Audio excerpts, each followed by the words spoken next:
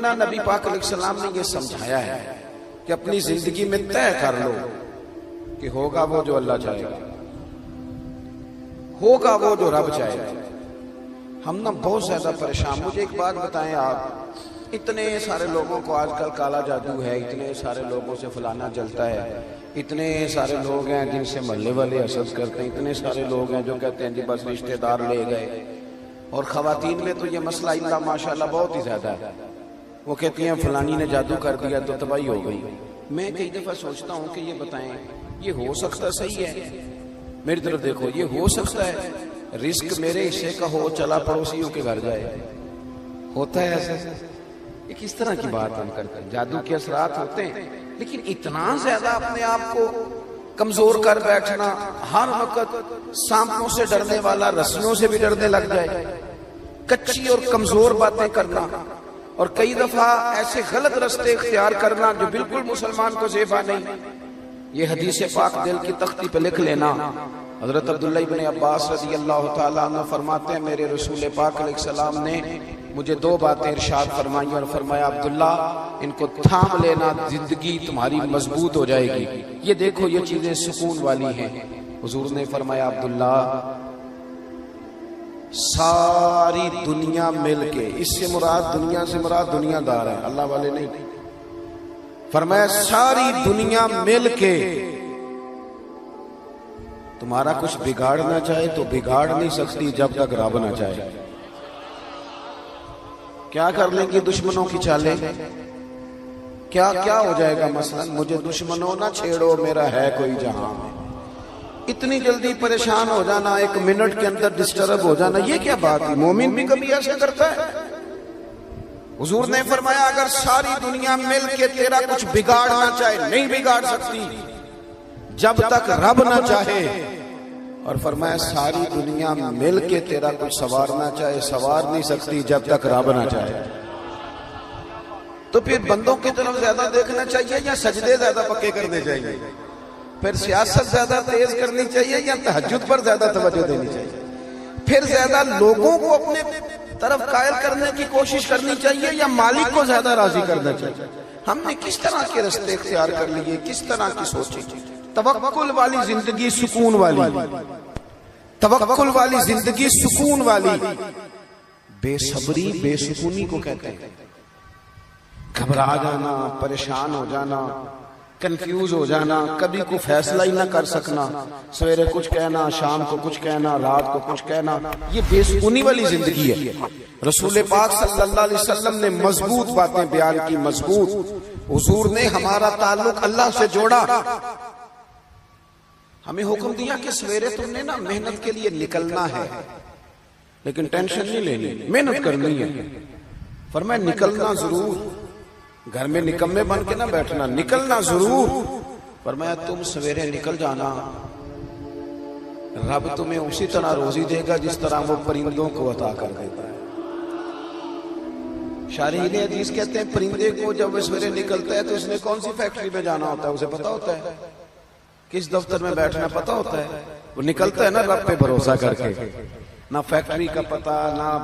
کاروبار کا پتا، نہ دفتر کا پتا، نہ ملازمت کا پتا، نکلا تو ہے نا۔ اٹھ باندھ کمر کیوں ڈرتا ہے، پھر دیکھ خدا کیا کرتا ہے۔ اقبال اپنے بیٹے سے کہنے لگے دیار عشق میں اپنا مقام پیدا کر، تو نیا زمانہ نئے صبح و شام پیدا کر، رویا نہ کر، تڑپا نہ کر، ادھار نہ پکڑا کر، امیروں کی طرف دیکھ کے منہ نہ تیرے میں پانی نہ آئے، بڑی گاڑیاں دیکھ کے للچایا نہ کر۔ اقبال کہنے لگے میرا طریق امیری نہیں فقیری ہے، خود ہی نہ بیچ غریبی میں نام پیدا کر، خود ہی نہ بیچ غریبی میں نام پیدا کر۔ اپنی زندگی اللہ سے جوڑے اور رب کا نام لے کے آپ میدانوں میں نکلے۔ اس سے بڑا بھی کوئی طاقتور ہوگا جس کا مددگار اللہ ہو،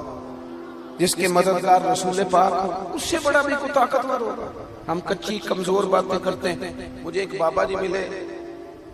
کچھ عرصہ پہلے، تو مزہ آ گیا ان کی بات کا۔ ان سے میں نے کہا کہ ماشاءاللہ آپ کے 4-5 بچے ہیں۔ وہ بعض بزرگوں کو میں نے دیکھا وہ پریشان ہو جاتے ہیں، بچہ بات نہیں مانتا، میں تو روگی ہو گیا ہوں، دکھی، رو پڑتے ہیں بات سناتے ہیں۔ ایک بزرگ مجھے ملے دیسی سے سادے سے،